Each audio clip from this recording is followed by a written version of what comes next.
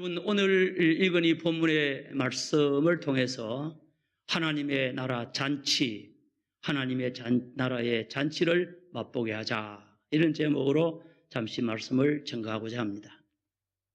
예수님께서 베레아 사역을 하고 있을 때에 어느 안식일 날 예수님께서는 바리새인 가운데서 지도자급에 있는 한 사람의 집에 만찬을 초대받았던 것 같습니다. 안식일은 이스라엘 백성들은 일을 하지 않고 손님 접대도 하지 않고, 그런데 왜 안식일 날 이렇게 하느냐, 그렇게 생각을 할 수가 있는데 아마 만찬인 것 같습니다. 안식일은 금요일 날 저녁 일몰트부터 시작해서 토요일 날 해질 때까지가 이제 안식일이기 때문에 아마 그날 저녁에 이 손님을 초대한 것이 아닌가 생각을 합니다. 거기에는 예수님도 초대를 받았고 많은 율법사들, 서기관들이죠.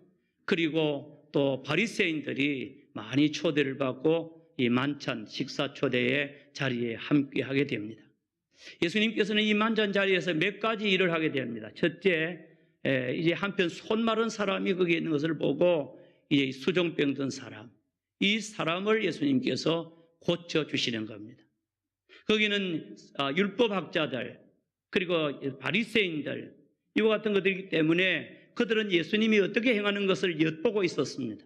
그럼에도 불구하고 예수님께서는 그들에게 질문합니다. 안식일에 병 고치는 것이 합당하냐?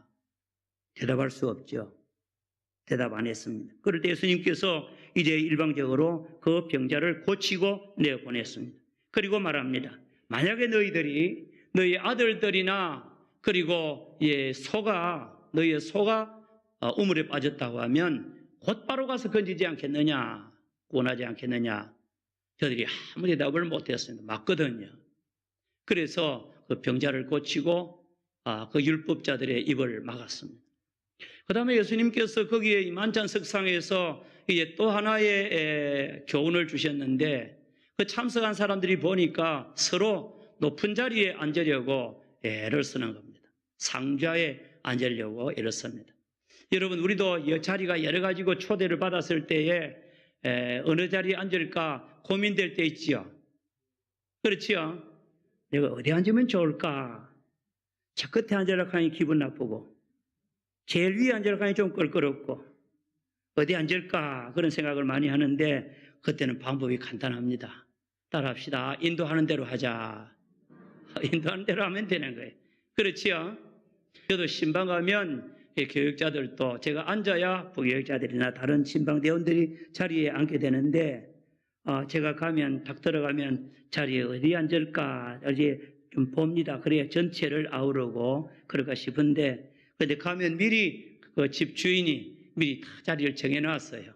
목사님 저기 앉으십시오. 그러면 좀 마음에 안 들어도 앉습니다. 그래서 이제 그 자리에서 말씀하는데, 어떤 때는 시골에 가면요 구들목에 앉혀가지고 불을 뭐같이 떼가지고 나중에는 막 뜨거워서 못 앉아 있는 거예요. 그럴 때도 할 수 없이 주인이 시킨 대로 하는 거예요. 자, 오늘 예수님께서 이 만찬을 잡수시기 위해서 갔는데 이 좌석 문제 때문에 굉장히 불편한 거예요. 서로 높은 자리를 차지하려고 하니까 예수님께서 그들에게 교훈하셨습니다. 여러분이 초대를 받아서 어디 가면 여러분들이 높은 자리에 앉으려고 하지 마십시오. 만약에 여러분들보다 더 높은 사람이 오면 자리 비켜야 되고, 그 주인이 와서 또 자리 좀 비켜주십시오. 저리 내려가십시오. 그러면 또 이제 여러 가지 부담스럽고 부끄럽지 않느냐. 그래서 항상 이제 끝자리에 앉아서 있으면 좀 올라가십시오. 그러면 얼마나 영광이 되겠느냐. 그렇게 지혜의 가르침을 주었습니다. 여러분도 그렇게 하시기 바랍니다. 어디 가면 낮은 자리에 앉으면 높은 자리에 가라고 부르는 때가 좋아요. 그리고 또 예수님께서는 보니까 그 초대받은 사람들이 전부 다 지도급에 있는 사람이고 대접을 받는 사람이고, 그리고 또 이제는 갚을 수 있는 사람들이고, 그런 사람만 초대한 거예요. 그래서 그 초대 대상에 대해서 가르치고 있습니다. 너희들이 이 바리새인에게 말합니다. 그들에게 또 말합니다. 여러분들이 사람을 초청할 때, 내 이웃이나 친척이나 많은 사람을 초대할 때에 좀 부한 사람들, 갚을 것이 있는 사람들, 그런 사람들을 대접하면 무슨 유익이 있겠느냐? 무슨 상급이 있겠느냐. 그래서 사람들을 초청할 때 가난한 자들, 병든 자들, 그리고 또 소외된 사람들, 이런 사람들을 초청하면 이 사람들은 이제 갚을 것이 없기 때문에 하나님께서 갚으시고, 그리고 예수님 재림할 때에 정말 그들에게서부터 그들을 통하여 인정을 받고 하나님으로부터 이제 칭찬과 상급을 받는 것이다, 영광을 얻는 것이다, 그렇게 말씀했습니다. 이것들 오늘 예수님 말씀하시는 거 맞는 말씀이지만 그대로 살아가기가 참 어려워요. 그죠? 맞지요? 그렇습니다. 그래도 한번 해봅시다. 따라합시다. 높은 자리에 앉지 말자. 어디 앉으라? 끝자리에 앉아라. 그래요. 그 다음에 또 따라합시다. 굉장한 사람 청하지 말고 가난한 사람들, 어려운 사람들 청해서 대접하라. 그래 하면 잘하는 것입니다. 이렇게 하면 또 이제 잘 사는 사람들, 갚을 수 있는 사람은 초청하지 말라. 그렇게 또 받는 사람이 있어요. 그것도 하고 이렇게도 하라, 그 말입니다. 그럴 때 이제 이런 만찬석상에서 음식을 먹는 이와 같은 모든 거, 예절에 대한 거, 많은 것들을 이야기할 때에 그 가르침들을 들으면서 그 회중 가운데서 한 사람, 바리새인인지 율법학자인지 모르지만은 이렇게 큰 소리를 외쳤습니다. 하나님의 나라에서 음식을 먹는 사람은 복이 있겠구나. 그렇게 이야기를 하는 거예요. 하나님의 나라에서 음식을 먹는 사람, 그러니까 하늘나라 잔치, 하늘나라의 이 성만찬에 대해서 아마 음식 말씀을 하는지 모르겠습니다. 그런 이야기를 듣고 예수님께서는 하나님 나라의, 하늘나라의 음식이라니까 예수님께서는 하늘나라의 잔치에 대해서 비유를 가지고 말씀하고 있습니다.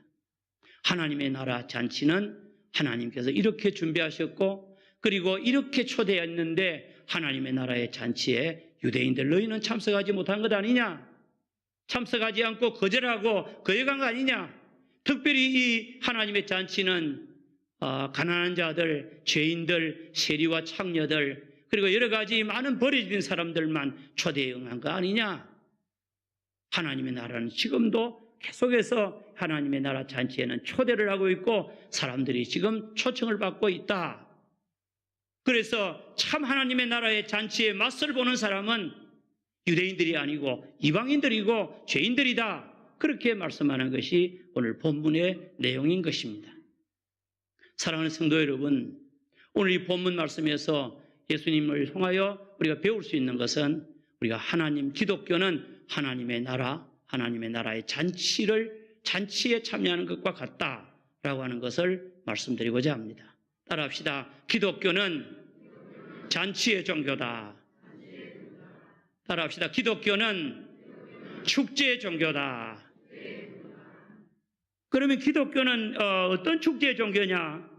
로마서 13장 이제 14장 17절의 말씀해 보니까 사도 바울은 로마에 있는 성도들에게 말씀하기를 하나님의 나라는 먹고 마시는 것이 아니라 성령 안에서 의와 평강과 희락이라. 아멘. 하나님의 나라의 잔치는 육신적인 먹고 마시는 것이 아니고 성령 안에서 누리는 놀라운 영적인 축복과 은혜다. 그렇게 말씀하고 있습니다. 그래서 우리 기독교의 잔치를 따라합시다. 구원의 잔치, 은혜의 잔치, 소망의 잔치, 영생의 잔치, 천국의 잔치, 영적인 잔치. 아멘. 또 따라합시다. 성령의 은혜, 예수의 구원, 이런 잔치가 우리 기독교의 구원인 줄을 믿으시기 바랍니다. 이런 은혜가 우리가 모일 때마다 충만하기를 바라고 이런 은혜를 맛보는 자가 되어야 될 줄을 주님의 이름으로 축원합니다. 맛보는 자가 되어야 되는 거예요. 자, 이 잔치를 누가 준비합니까? 오늘 성경 말씀해 보니까 우리 예수님께서 비유로 말씀하기를 어떤 사람이 그렇게 이야기했어요. 한번 읽어봅니다. 다 같이 16절 말씀이 있습니다. 시작. 이르시되 어떤 사람이 큰 잔치를 베풀고 많은 사람을 청하였더니, 그래서 비유로 말씀했습니다. 어떤 사람이 어떤 이제 아주 귀인 어떤 굉장히 영향력이 있고 그리고 부자인 이와 같은 귀인이 어떤 사람이 그랬는데 이 어떤 사람을 우리 예수님께서는 하나님을 두고 말씀합니다. 마태복음 22장의 말씀해 보니까 아들의 혼인잔치를 여는 왕에 대한 이야기가 나옵니다. 그것도 하나님에 대한 이야기예요. 이 잔치를 배설하는 분 누구냐? 살아계신 하나님, 만왕의 왕이시고 구원의 하나님이시고 그리고 우리를 사랑하시는 하나님, 복에 근원이신 하나님이 바로 이 잔치를 배설하는 하나님인 줄을 믿습니다. 하나님께서는 이 세상의 많은 사람을 위하여 잔치를 준비합니다. 어떤 잔치? 오늘 여기 성경 말씀해 보니까 큰 잔치를 베풀고, 무슨 잔치? 큰 잔치, 우주적인 잔치를 가리킵니다. 메가 아주 메가톤이잖아요. 굉장히 큰 잔치를 베풀고 그리고 그때 많은 사람을 초청을 했다. 그렇게 말씀을 합니다. 온 세계를 대상으로 모든 사람들을 구원하기 위하여 우리 하나님께서는 잔치를 준비하고 있는 것입니다. 여러분, 하나님께서는 이제 이 세상에 태어날 모든 사람들, 하나님께서 창조하신 모든 사람들을 사랑하시고 특별히 그 가운데서 구원하실 자를 하나님께서 늘 예정하시고 그들을 위하여 하나님께서 창세 전부터 하나님께서 영적인 잔치를 준비하는 거예요. 창세전에, 에베소 1장 4절에 창세전에 하나님께서 예수 그리스도 안에서 우리를 예정하사, 아멘, 구원하기로 딱 정하시고 그 다음에는 때가 되어서 독생자 예수 그리스도를 이 땅에 보내주시고 모든 사람들의 죄를 대속해 주시고 그리고 은혜의 복음을 이와 같이 우리에게 허락하시고 그의 성령님을 보내어서 성령의 은혜를 우리에게 베풀어 주시고 하나님의 영적인 잔치를 준비하셨는데 오랫동안 준비했습니다. 창세 전부터 시작해서 구약에는 선지자들에게 이 하나님의 잔치에 대하여 예언을 하게 하고 때가 되어서 하나님의 아들 예수 그리스도를 통하여 구속의 은혜를 완벽하게 이루고 십자가에 못 박혀 죽으시면서 다 이루었다고 말씀하시면서 잔치를 준비하시는 겁니다. 아멘. 그래서 이 잔치를 우리에게 허락해 주신 줄을 믿습니다. 마태복음 25장에 보면 열처녀 비유에서 슬기로운 5처녀는 우리 예수님 재림하실 때에 어린 양의 혼인잔치에 참여하는 것을 말씀했고 마태복음 19장 7절 이하의 말씀에도 보니까 예수님이 재림하는 그때를 어린 양 예수 그리스도, 어린 양 되신 예수 그리스도와 이제 하나가 되는 신랑 되신 예수님이 오시고 신부되는 교회가 주님을 만나고 이제 심판의 날에 이르게 될 때에 그날이 바로 잔치하는 날이라고 얘기했어요. 어린 양의 혼인잔치다. 그런 이야기를 하게 됐는데 자관 이제 우리 하나님께서 잔치를 많이 허락해 주신 거예요.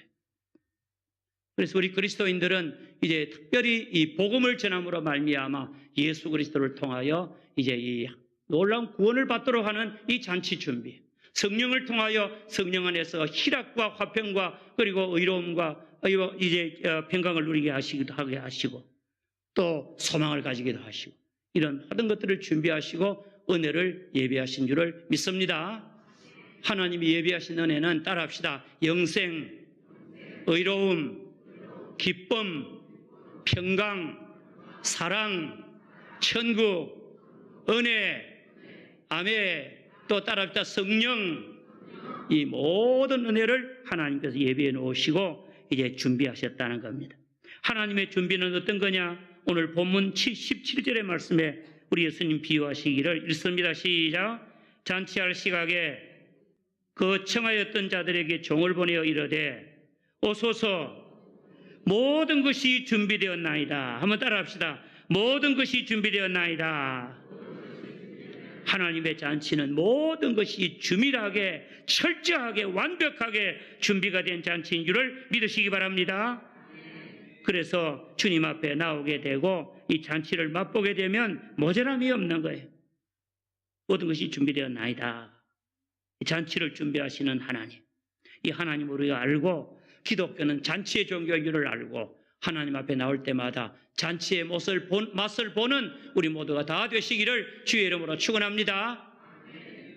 하나님께서는 잔치를 배설하고 그 다음에는 그 잔치를 이제 맛보게 하기 위하여서 어떻게 하셨다고 말합니까?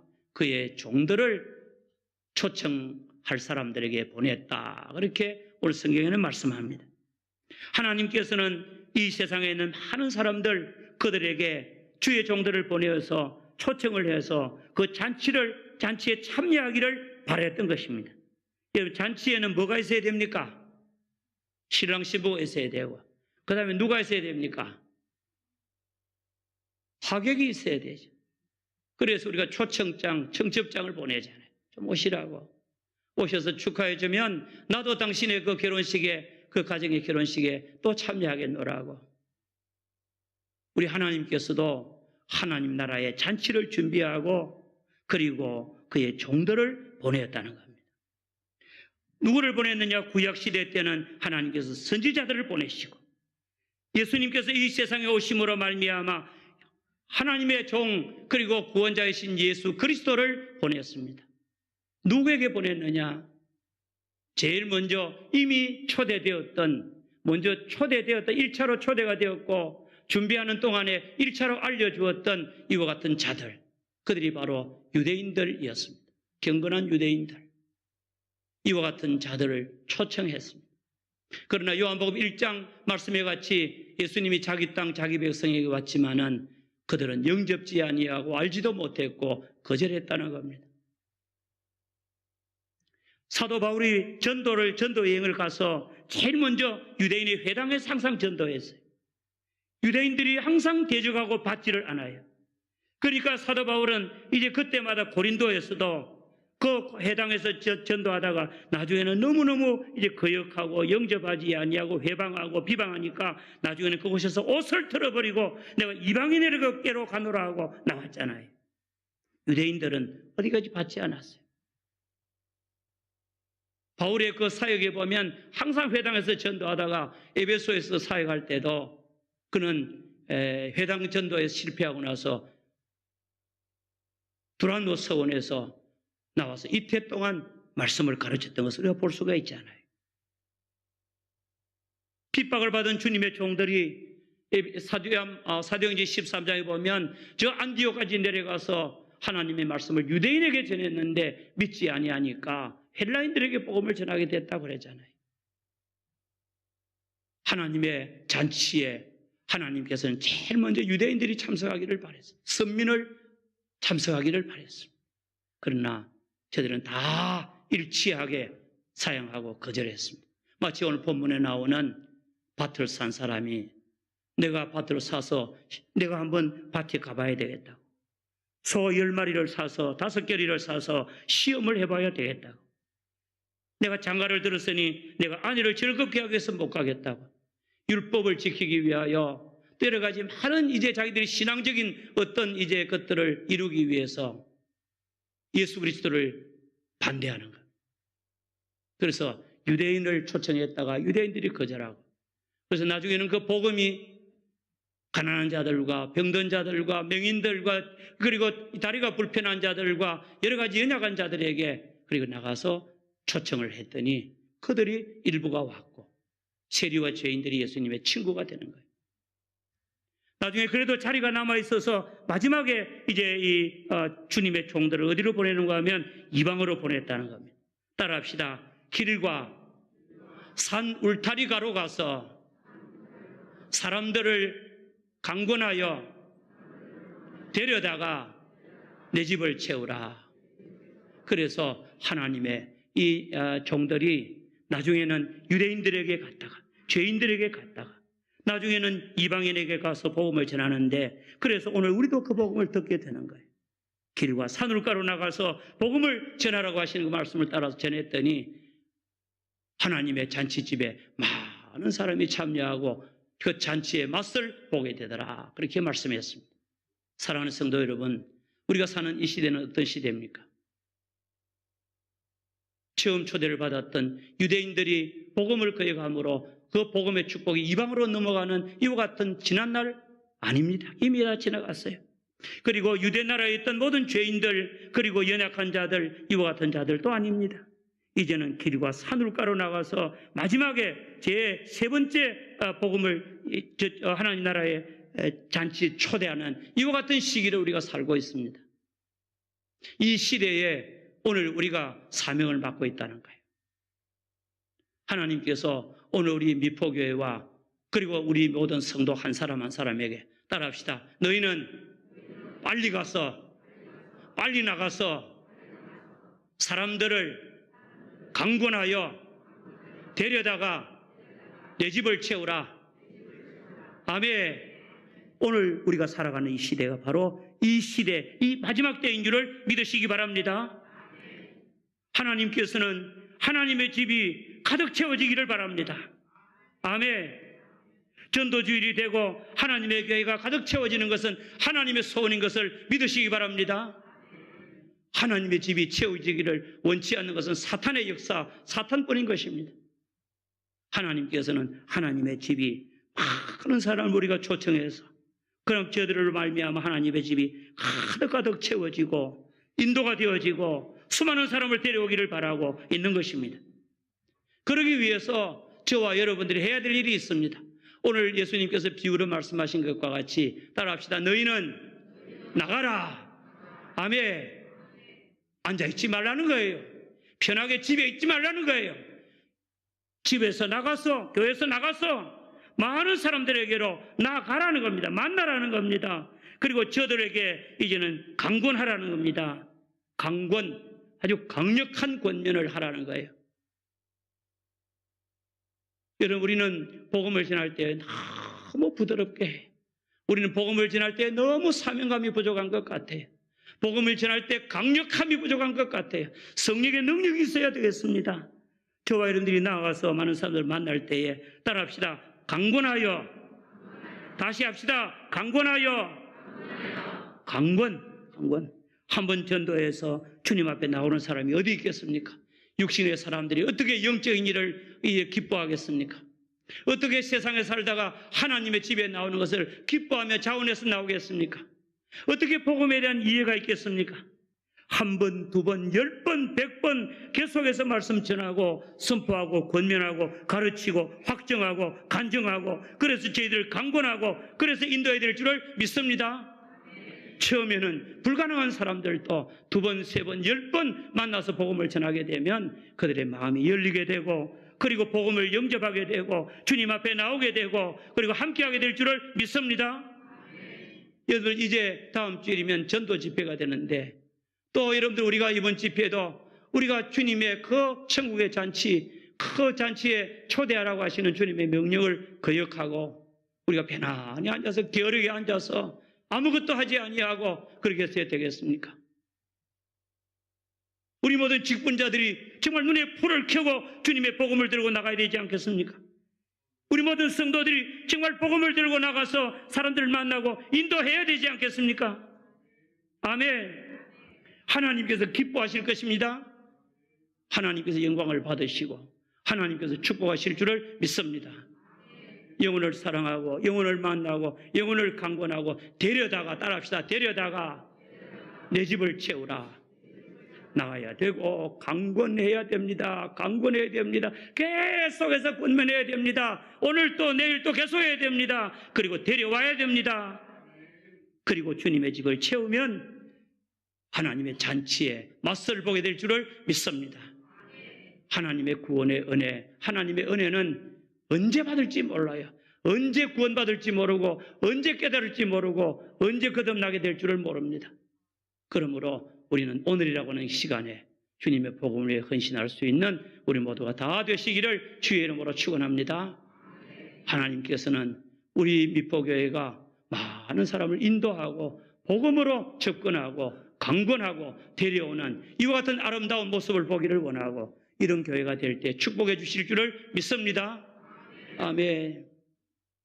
주님의 복음을 위해서 아무것도 하지 아니하고 주님의 그 구원의 역사를 위하여 아무것도 헌신하지 아니하고 늘 불평이나고 앉았고 원망하는 그런 성도가 되었어야 되겠습니까?